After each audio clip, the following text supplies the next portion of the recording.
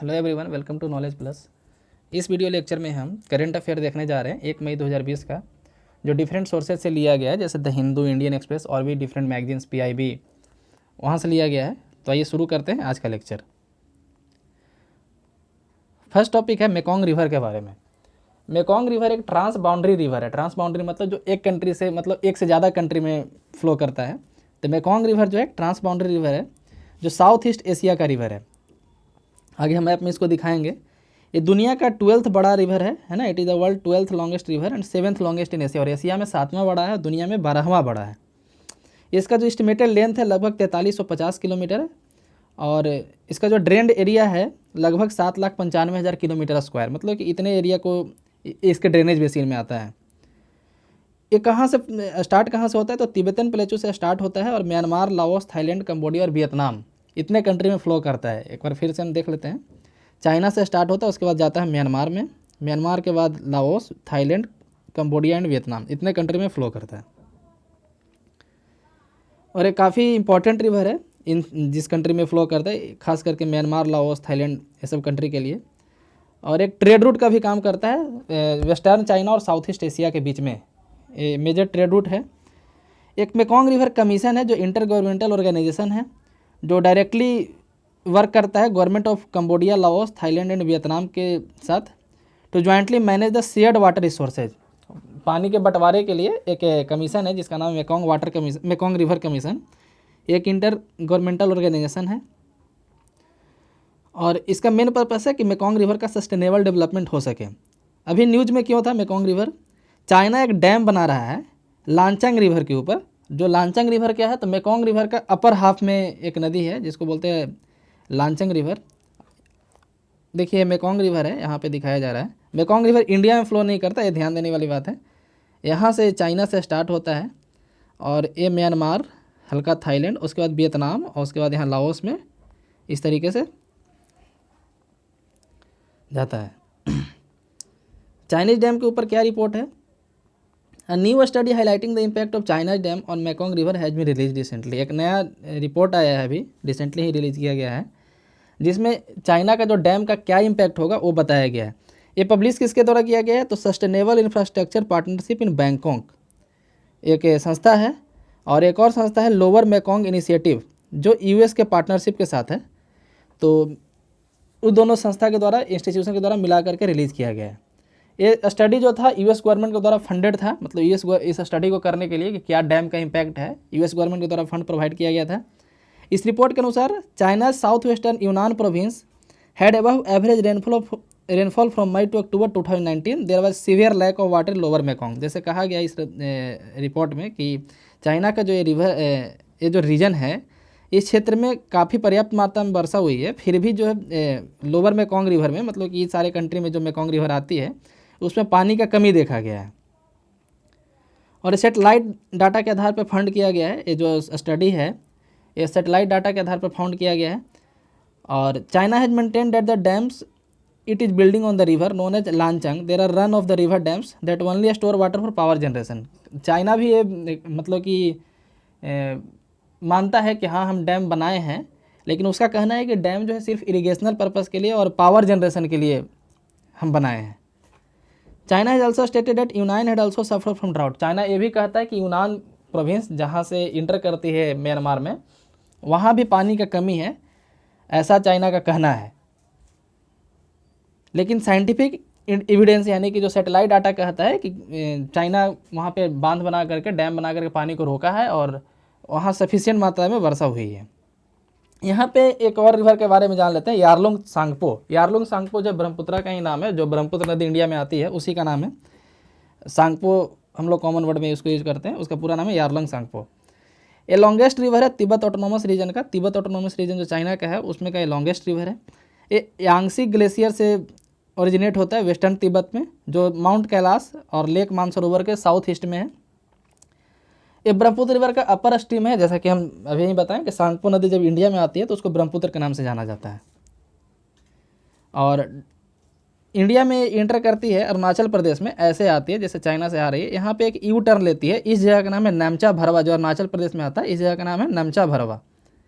ठीक है। उसके बाद ये अरुणाचल में इंटर करते हैं, वहाँ पे इसको लोहित नदी के नाम से जाना जाता है। और भी बहुत सारे नदी इसमें जुड़ते हैं, दिबांग, दिहांग और भी कई नदी इसमें आकर के इसके ट्रिब्यूटरी बनाते हैं। उसके बाद ये असम में जब इंटर करता है तो उसको हम लोग ब्रह्मपुत्र के नाम से जानते हैं। और ब्रह्मपुत्र नदी असम से जब बांग्लादेश में जाता है, जैसे आप यहाँ देख सकते हैं, यहाँ हम दिखाते हैं मैप में भी, तो यारलुंग सांगपो जो रिवर है यहाँ पे इंटर करता है इंडिया में। तो यहाँ इसका इस जगह का नाम है नामचा भरवा। और उसके बाद फिर ये असम में इंटर करता है तो ब्रह्मपुत्र, और जैसे ही ये बांग्लादेश में इंटर करता है इसका नाम हो जाता है जमुना। यमुना नहीं, जमुना, जमुना इसका नाम हो जाता है, JAMUNA, JAMUNA, जमुना इसका नाम हो जाता है। और इधर से एक नदी आती है गंगा। ये जो गंगा आ रही है ये फड़क्का में, वेस्ट बंगाल के पास जो फड़क्का जगह है वहाँ पे बाइफरकेट हो जाती है। बाइफरकेट मतलब दो पार्ट में बढ़ जाती है। एक इधर चल जाता है जिसको बोलते हैं हम लोग हुगली, ये जो इधर चल जाता है उसको हुगली बोलते हैं। और उसका मेन स्ट्रीम ऐसे आती है जो वहाँ के बाद पद्मा के नाम से जाने जाती है, उसको पद्मा बोलते हैं। यानी कि देखा जाए तो ये रिवर यहाँ से पद्मा है और इधर से जमुना हो गया है ना। और पद्मा जमुना जब मिल जाती है तो बन जाती है मेघना। पद्मा और जमुना जब मिल जाती है, यानी कि बोल सकते हैं इनडायरेक्टली गंगा और ब्रह्मपुत्र जब बांग्लादेश के अंदर मिलते हैं तो उसका नाम हो जाता है मेघना। और वो जा कर के फिर सुंदरबन डेल्टा बनाती है और बे ऑफ बंगाल में जा कर के गिरती है। तो यहाँ पे बताया गया है यारलुंग सांगपो रिवर के बारे में। नेक्स्ट न्यूज़ है, एक ऑर्डिनेंस लाया गया है केरला गवर्नमेंट के द्वारा सैलरी कट करने के लिए। कोविड-19 पेंडेमिक के कारण बहुत सारे एक्स्ट्रा खर्च हुए हैं गवर्नमेंट के, तो गवर्नमेंट अपना फिजिकल डेफिसिट मेंटेन करने के लिए डिफरेंट गवर्नमेंट स्टाफ और डिफरेंट स्टाफ की सैलरी कट कर रही है। तो उसी के लिए ऑर्डिनेंस लाया गया है। ऑर्डिनेंस क्या होता है वो भी हम आगे देखेंगे, पहले न्यूज़ के बारे में देख लेते हैं। केरला गवर्नमेंट जो है 6 डेज सैलरी कट करेगा। किसका किसका? Government teacher and employ for 6 month.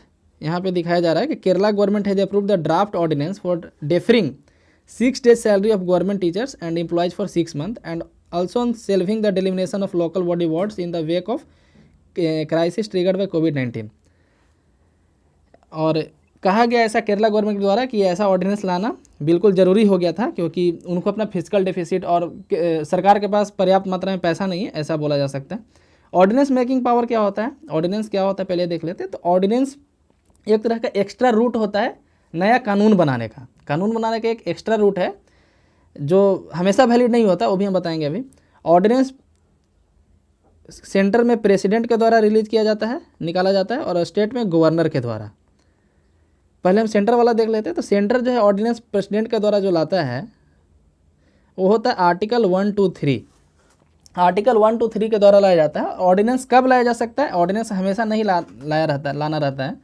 जब हम, जैसा कि हम जानते हैं कि हमारे यहाँ एक लोकसभा होता है और एक राज्यसभा होता है, तब जब ये दोनों में से कोई एक भी, मतलब कि यदि लोकसभा सेशन में है, राज्यसभा सेशन में नहीं है, या फिर राज्यसभा सेशन में है, लोकसभा सेशन में नहीं, या फिर दोनों सेशन में नहीं है, मतलब कोई एक भी सेशन में यदि नहीं रहेगा तो सेंट्रल गवर्नमेंट जो है प्रेसिडेंट के थ्रू ऑर्डिनेंस ला सकती है। ये आर्टिकल 1, 2, 3 में मेंशन है। लेकिन इस ऑर्डिनेंस का लाइफ कितना होता है? तो मैक्सिमम होता है 6 मंथ। ऑर्डिनेंस का लाइफ होता है मैक्सिमम 6 मंथ। और हमारे यहाँ एक रूल है कि साल में, मतलब कि एक साल में 2 सेशन, 2 पार्लियामेंट सेशन होना ज़रूरी है। यानी कि 2 सेशन के बीच में मैक्सिमम गैप हो सकता है 6 मंथ। तो ऑर्डिनेंस कितना दिन मतलब कि लागू रहेगा? तो 6 मंथ तो ऐसे लागू रहता है, लेकिन उस 6 मंथ के ड्यूरिंग जो है यदि सेशन हो जाता है, सेशन स्टार्ट होगा ही, क्योंकि मैक्सिमम गैप 6 महीने का है।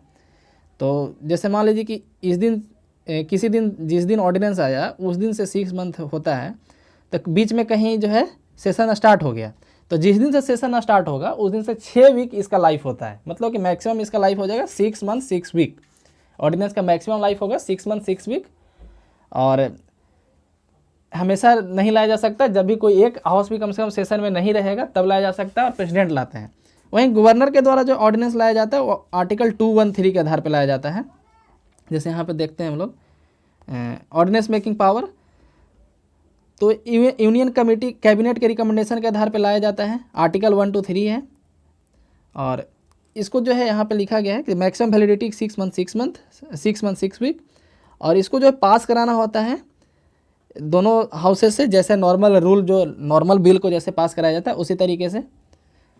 और ऑर्डिनेंस के थ्रू जो है अमेंडमेंट नहीं हो सकता, ये ध्यान देने वाली बात है कि constitutional amendment can not be made through ordinance route. Ordinance के सहारे जो है कॉन्स्टिट्यूशन में अमेंडमेंट नहीं कर सकते हैं। गवर्नर का जो ऑर्डिनेंस मेकिंग पावर है आर्टिकल 213 के आधार पर आता है। यहाँ भी वही रूल है कि यदि विधानसभा यानी लेजिस्लेटिव असेंबली और लेजिस्लेटिव काउंसिल ये दोनों में से कोई एक भी सेशन में नहीं रहेगा, जैसे मान लीजिए कि लेजिस्लेटिव असेंबली सेशन में है, काउंसिल सेशन में नहीं है, असेंबली सेशन में नहीं है, काउंसिल सेशन में, या फिर दोनों सेशन में नहीं है, तभी ऑर्डिनेंस आ सकता है। तो आपके लिए क्वेश्चन ये है, कमेंट सेक्शन में बताइए कि लेजिस्लेटिव काउंसिल कौन कौन स्टेट में अभी कितने स्टेट में लेजिस्लेटिव काउंसिल है और उसका नाम लिखिए। तो गवर्नमेंट को ऑर्डिनेंस इशू करने के लिए दो कंडीशन यहाँ पे देखना पड़ता है कि कोई एक हाउस भी जो है कम से कम सेशन में नहीं है, और वो जब सेटिस्फाई हो जाए कि ऑर्डिनेंस लाना नेसेसरी है तभी वो ला सकता है। वैलिडिटी वगैरह सब कुछ सेम ही है, और गवर्नमेंट जो है अपने मन से नहीं, कैबिनेट के रिकमेंडेशन के आधार पर लाता है, मतलब स्टेट गवर्नमेंट का जो कैबिनेट होगा उसके रिकमेंडेशन के आधार पर ही लाएगा ऑर्डिनेंस। नेक्स्ट यहाँ पे है कावेरी रिवर के बारे में। तो कावेरी एक इंडियन रिवर है जो कर्नाटका और तमिलनाडु वाले रीजन से फ्लो करता है। हालांकि इसका पानी 4 स्टेट में शेयर होता है, कर्नाटका, केरला, तमिलनाडु और पौंडीचेरी, 3 स्टेट और एक यूनियन टेरिटरी बोल सकते हैं, एक पुडुचेरी जो है। कावेरी राइज कहाँ से करती है, कावेरी नदी निकलती कहाँ से, ताल कावेरी से निकलती है जो ब्रह्मगिरी रेंज में है, वेस्टर्न घाट के, कोडागू डिस्ट्रिक्ट ऑफ कर्नाटका। कर्नाटका के कोडागू डिस्ट्रिक्ट में ब्रह्मगिरी रेंज है, ब्रह्मगिरी पहाड़ है, वहाँ से ताल कावेरी से निकलती है। ये लगभग 1341 फीट ऊपर से निकलती है और 800 किलोमीटर लंबी नदी है, बे ऑफ बंगाल में गिरती है।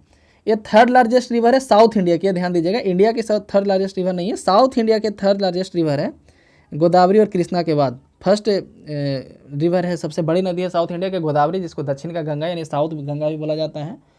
उसके बाद कृष्णा, थर्ड है कावेरी, और तमिलनाडु की लार्जेस्ट रिवर है, और ये तमिलनाडु के लगभग बीच से पास करती है। कावेरी की बहुत सारी ट्रिब्यूटरी है, जैसे हरंगी, हेमावती, काबिनी, भवानी, लक्ष्मण, अर्कावती, ये सब जो है कावेरी की ट्रिब्यूटरी है। लक्ष्मण रिवर के बारे में बहुत बार पूछा जाता है, और हेमावती, भवानी ये सब पूछा जाता है। इसका जो बेसिन है 4 स्टेट में, जैसे पहले हम बताया, तमिलनाडु, कर्नाटका, केरला और पुडुचेरी में है। एक आइलैंड बनाती है जिसका नाम है शिव समुद्रम, और वहीं पे एक फॉल है, मतलब कि पानी जो है पहाड़ से ऐसे नीचे गिरती है, झरना है ऐसा बोल सकते हैं, तो शिव समुद्रम फॉल है। कावेरी रिवर स्पिरिचुअल रिवर भी है हिंदू रिलीजन में। अब कावेरी वाटर डिस्प्यूट के बारे में पढ़ते हैं। तो कावेरी वाटर डिस्प्यूट बहुत पुराना डिस्प्यूट है, आई थिंक ये आज़ादी के पहले का डिस्प्यूट है ऐसा बोल सकते हैं। 1924 में जो है तमिलनाडु एक मेटूर डैम बनाता है कावेरी रिवर पे। उसके बाद क्या होता है, कर्नाटका और तमिलनाडु एक एग्रीमेंट साइन करते हैं जो 50 साल के लिए वैलिड होता है। पहले 1924 में मेटूर डैम बनता है तमिलनाडु के द्वारा, उसके बाद कर्नाटका और तमिलनाडु मिल करके एक एग्रीमेंट साइन करते हैं जो 50 साल के लिए वैलिड होता है। ये 50 साल 1974 में ख़त्म हो गया, और इस 50 साल के जो टाइम ड्यूरेशन था, कावेरी जो है तमिलनाडु के फार्मर को काफ़ी ज़्यादा, मतलब कि तमिलनाडु के जितने भी फार्मर थे उनके नीड को इसका पानी, मतलब कावेरी के पानी सर्व करने लगा। तो कर्नाटका जो है अटेम्प्ट करने लगा फार्मिंग एक्टिविटी कावेरी बेसिन में, वो भी रिजर्वायर बनाने लगा। मतलब कि एग्रीमेंट में ऐसा बोला गया था कि कर्नाटका जो है कोई रिजर्वायर नहीं बना सकता, और तमिलनाडु मेटूर डैम बना लिया था और अपने सारे फार्मर को पानी प्रोवाइड करने लगा था उसी डैम के अनुसार। लेकिन जैसे ही 50 साल का एग्रीमेंट खत्म हुआ 74 में, तो कर्नाटका भी रिजर्वायर बनाने लगा। वहीं से सारा जो है लड़ाई यहाँ पे डिस्प्यूट चालू हुआ, ऐसा बोल सकते हैं। फिर उसके लिए कावेरी वाटर डिस्प्यूट ट्रिब्यूनल भी बनाया गया 1990 में, जो 2007 में अपने एक जजमेंट दिया था। और उसके अनुसार से क्या था कि पूरे रिवर के बेसिन को 4 स्टेट में बांटा गया था, और इस तरीके से बांटा गया था कितना मीट्रिक टन पानी जो है किस स्टेट में जाएगा, तो यहाँ पे आप देख सकते हैं।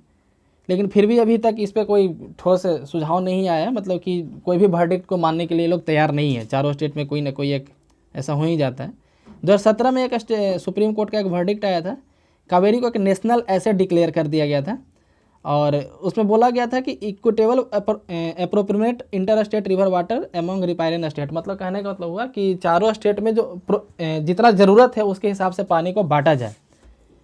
और 2018 के वर्डिक्ट में क्या हुआ कि सुप्रीम कोर्ट एलोकेशन जो था कर्नाटका का वो तमिलनाडु को दे दिया, reduce the allocation of Kaveri from Karnataka to Tamil Nadu, है ना, मतलब कर्नाटका को जितना पानी दिया गया था उसको हटा करके तमिलनाडु को दे दिया गया।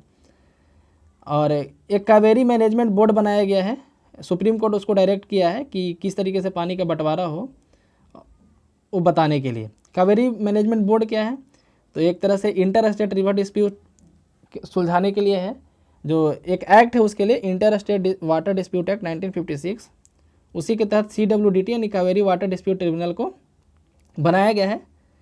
और ये जो रिकमेंडेशन देगा, पहले ही एक ऐसा ट्रिब्यूनल बनाया गया है पंजाब हरियाणा के पास भाखड़ा डैम पे, आप देख सकते हैं यहाँ भाखड़ा ब्यास मैनेजमेंट बोर्ड पहले से ही एक है, BBMB।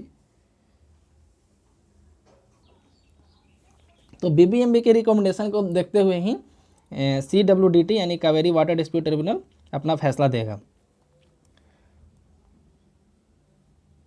और जो एक्सपेंस होगा बोर्ड का वो स्टेट गवर्नमेंट के द्वारा दिया जाएगा। ये जो बोर्ड है मिनिस्ट्री ऑफ वाटर रिसोर्सेज के अंदर आएगा। इस मंत्रालय के जो मंत्री कौन है आप बताइए, who is the minister of ministry of water resources, comment section में। फिर इधर कावेरी वाटर मैनेजमेंट अथॉरिटी के बारे में दिया गया है, ये भी जो रिवर डिस्प्यूट एक्ट 1956 के द्वारा ही बनाया गया था। और इसका भी बहुत सारा जजमेंट आया था लेकिन किसी ने इनको माना नहीं इस जजमेंट को। सेंट्रल वाटर कमीशन यहाँ पे एक पढ़ लेते हैं, सेंट्रल वाटर कमीशन क्या है। तो central water commission is a premier technical organisation of India in the field of water resources and presently functioning and attached office of ministry of water resources. Central water commission एक technical organisation है, India का high level का technical organisation है इस field में, यानी water resources के field में, जो presently ministry of water resources के तहत काम कर रहा है। इसको क्या रिस्पॉन्सिबिलिटी दिया गया है, तो किस तरह से डिफरेंट स्टेट के बीच में पानी का डिस्ट्रीब्यूशन हो, और जिस तरह से कावेरी का डिस्प्यूट है उस नया कोई डिस्प्यूट ना खड़ा हो, कंजर्वेशन कैसे हो, वाटर रिसोर्सेज का यूटिलाइजेशन कैसा हो, है ना, schemes for control conservation and utilisation of water resources throughout the country, the purpose of flood control करना, इरिगेशन देखना, नेविगेशन यानी कि पानी के रास्ते नाव चलाना या फिर बिजनेस कमर्शियल पर्पस के लिए जहाज़ भेजना, drinking water supply, water power development, ये सब देखना सेंट्रल वाटर कमीशन का काम है। नेक्स्ट यहाँ पे न्यूज़ है यूनाइटेड स्टेट ट्रेड रिप्रेजेंटेटिव के बारे में, USTR। ये क्या है, तो USTR is the United State government agency responsible for developing and recommending US trade policy to the president United States. इसका क्या काम है, ये यूनाइटेड स्टेट गवर्नमेंट का एक एजेंसी है जो किसके लिए रिस्पॉन्सिबल है, developing and recommending US trade policy. ये US गवर्नमेंट को ट्रेड पॉलिसी के बारे में रिकमेंडेशन देता है कि किस तरीके से दूसरे कंट्री के साथ ट्रेड रिलेशन अभी रखना चाहिए। ये ट्रेड निगोसिएशन करता है बायलैटरल और मल्टीलैटरल लेवल पे, और coordinating trade policy with the government through the inter agency trade policy staff committee and trade policy review group. ये डिफरेंट ग्रुप के सहारे, जो यहाँ पे दो ग्रुप का नाम मेंशन किया है, इसी के तहत काम करता है। और इसके सहारे जो है डिफरेंट कंट्री से ये ट्रेड रिलेशन का निगोसिएशन करता है बायलैटरल और मल्टीलैटरल लेवल पे। एक एनुअल रिपोर्ट रिलीज करता है, USTR release its annual special 301 report recently. हाल ही में इसका एक स्पेशल 301 रिपोर्ट आया है, वो देखते हैं क्या है। तो the special 301 report is prepared annually by the office of United state trade representative, USTR के द्वारा पब्लिश किया जाता है, जो आइडेंटिफाई करता है ट्रेड बैरियर को United State companies and conduct due to intellectual property law. तो उसका ये काम है कि किस किस कंट्री में ट्रेड बैरियर बढ़ाया गया है, इंटेलेक्चुअल प्रॉपर्टी लॉ को नहीं अच्छे से शामिल किया गया, पालन किया जा रहा है, कॉपीराइट का मामला, पेटेंट का मामला दूसरे कंट्री में ये देखता है। 30 अप्रैल के आसपास ये रिपोर्ट रिलीज होता है। और इसमें क्या है, the annual special 301 report includes a list of priority foreign countries. Priority foreign countries में देखता है कि कौन कौन कंट्री जो है US के लिए प्रायोरिटी होना चाहिए। इंडिया इस लिस्ट में है, मतलब इंडिया जो है प्रायोरिटी फॉरेन कंट्रीज के लिस्ट में है। उसके बाद यहाँ पे एक आता है प्रायोरिटी वॉच लिस्ट, और watch list containing countries whose intellectual property regimes are deemed of concern, यानी कि जहाँ पे इंटेलेक्चुअल प्रॉपर्टी लॉ को ठीक से पालन नहीं किया जा रहा है वहाँ उसके लिए प्रायोरिटी वॉच लिस्ट और वॉच लिस्ट जारी करता है। यहाँ पे बताया गया India remained one of the most challenging countries economies for IP enforcement, यानी intellectual property enforcement and protection. The report said using language it has used previously. इसमें जो है इंडिया को अच्छे तरीके से नहीं दर्शाया जाता है, ऐसा माना जाता है कि इंडिया में इंटेलेक्चुअल प्रॉपर्टी लॉ को नहीं फॉलो करवाया जाता है, ऐसा इस रिपोर्ट में हर साल बोला जाता है। इंडियन गवर्नमेंट इस रिपोर्ट को भी नहीं मानती क्योंकि US का इंटरनल रिपोर्ट है, कोई इंटरनेशनल ऑर्गेनाइजेशन का रिपोर्ट नहीं है। अब यूएस का रिपोर्ट है तो यूएस का ही तारीफ करेगा। अब SC verdict on NEET. NEET जो है एंट्रेंस टेस्ट है मेडिकल यूजी और पीजी कोर्सेज में, है ना, मेडिकल फील्ड में। इसका फुल फॉर्म होता है national eligibility cum entrance test. पहले जो है एक टेस्ट होता था AIPMT, all India pre medical test, उसको हटा करके अब नीट होता है। एक कॉमन एजुकेशन मतलब कि एक कॉमन एंट्रेंस टेस्ट है इंडिया में किसी भी स्कूल में, मतलब किसी भी कॉलेज, मेडिकल कॉलेज में एडमिशन लेने के लिए MBBS और BDS कोर्सेज में। नीट जो है NTA के द्वारा करवाया जाता है। NTA क्या है? मिनिस्ट्री ऑफ नीट जो है NTA जो है MHRD के अंदर आता है। एक तरह से टेस्ट कंडक्टिंग बॉडी है। अभी नेट का एग्ज़ाम और भी कई तरह का एग्ज़ाम NTA के द्वारा कराया जा रहा है। पहले जो है AIPMT जब होता था तो CBSE के द्वारा करवाया जाता था, और उसके साथ एक US का एक plyometric testing private limited, USA का एक संस्था था जिसका नाम था प्रोमेट्रिक टेस्टिंग प्राइवेट लिमिटेड, जो USA में था बेस्ट। CBSE के साथ कोलैबोरेशन करके वो दोनों मिलकर करवाता था। लेकिन अभी जो है AIPMT को हटा दिया गया है, अब नीट होता है जो NTA के द्वारा करवाया जाता है।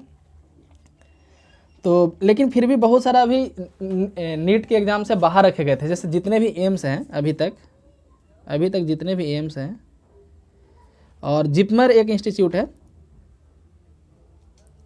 Jawaharlal institute of post graduate medical education and research, ये नीट के बाहर रखा गया था। लेकिन अभी जो है सुप्रीम कोर्ट का एक रिसेंटली वर्डिक्ट आया है। लेकिन क्या यूनियन गवर्नमेंट जो है, ऐसा बोला गया था कि अब एम्स और जिपमर का भी जो एग्ज़ाम होगा नीट के अंदर ही होगा। अभी तक तो हुआ नहीं, इस साल से होने वाला है। और सुप्रीम कोर्ट का भी एक रिसेंटली एक वर्डिक्ट आया है कि रिलीजियस और लिंग्विस्टिक माइनॉरिटी जितने भी इंस्टीट्यूशन जो रिलीजियस एंड लिंग्विस्टिक माइनॉरिटी के हैं, वहाँ भी नीट के द्वारा जो है एडमिशन होगा। पहले वहाँ नहीं होता था। नीट जो है हर जगह अप्लाई होगा। NEET would apply for both aided and unaided medical college administrated by minorities, यानी माइनॉरिटीज के द्वारा भी जितने भी इंस्टीट्यूशन चलाए जा रहे हैं, या तो एडेड हो या अनएडेड हो। एडेड मतलब कि जिसको गवर्नमेंट से फंड मिलता है, अनएडेड यानी जिससे नहीं मिलता है, वहाँ भी जो नीट के द्वारा एडिशन होगा, ऐसा सुप्रीम कोर्ट के वर्डिक्ट में कहा गया। पहले जो है रिलीजियस माइनॉरिटी एजुकेशनल इंस्टीट्यूशन जो थे सुप्रीम कोर्ट गए थे, और वहाँ पे ये आर्गूमेंट रखा गया था कि नीट जो है उनके फंडामेंटल राइट को वायलेट करेगा, जो religious freedom, fundamental right of religious freedom है, उसको वायलेट करेगा, to manage their religious affair, to administer their institution. अब जो है लेकिन सुप्रीम कोर्ट का वर्डिक्ट आया है कि एक यूनिफॉर्म एग्ज़ाम होगा, और वो जो है वहाँ भी लागू होगा लिंग्विस्टिक और रिलीजियस माइनॉरिटीज वाले कॉलेज में भी। तो ये था हमारा आज का लेक्चर। इसी के साथ हम अपना लेक्चर समाप्त करते हैं। धन्यवाद।